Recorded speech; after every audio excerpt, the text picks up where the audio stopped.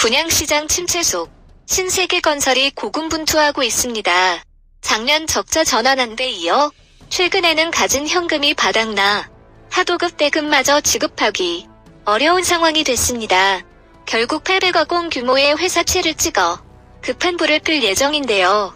비단 신세계건설만의 문제는 아니라 부동산 시장 침체가 계속되면서 건설사들에 대한 재무 건전성 위협이 이어지고 있는데요.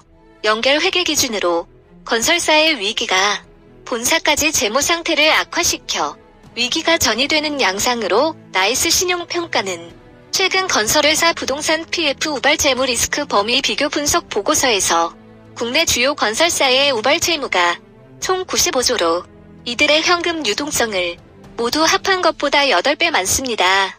조사에 포함된 곳은 현대건설, GS건설, 롯데건설, 대우건설, 태영건설, HDC 현대산업개발, KCC건설, 동부건설, 코오롱 글로벌, HDNI, 한라 등 11곳인데요.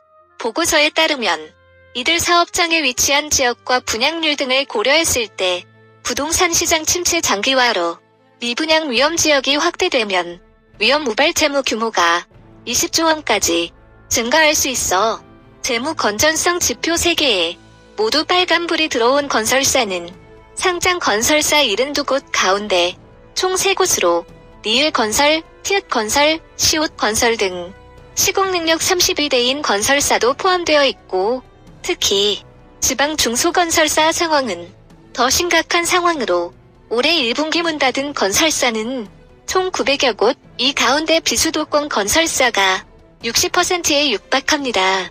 업계에서는 채권 만기가 다가오는 9월 PF 위기가 본격적으로 터질 것으로 보는데 부동산 업계에는 신탁사의 위기 대응 능력에 촉각을 곤두세우고 있고 PF 폭탄의 여파가 어느 정도 커질지 가늠도 되지 않는 상황인데요. 2분기에는 PF발 위기가 금융시장 전반의 리스크로 번질 수 있을 거란 전망에 업계는 최악의 시나리오를 예의주시하고 있습니다.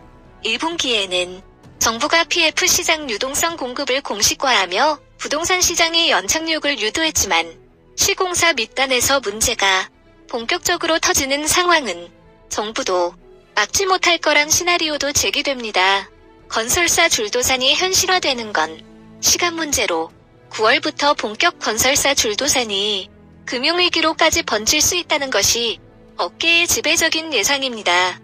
건설사 줄도산으로 금융위기까지 이어질 경우 이것이 자산 가격에 미치는 영향은 IMF를 뛰어넘을 것으로 분석되는 가운데 폭발적 가격 붕괴와 부동산 하락 장세의 기간은 3년에서 5년으로 상당히 지리하게 흘러갈 것으로 예상하고 있는데요. 저희 채널을 수년간 들으신 분들은 미리 대비가 되어 있을 것으로 하락 장세가 오히려 부의 재분배, 계급 상승의 기회가 될 것입니다.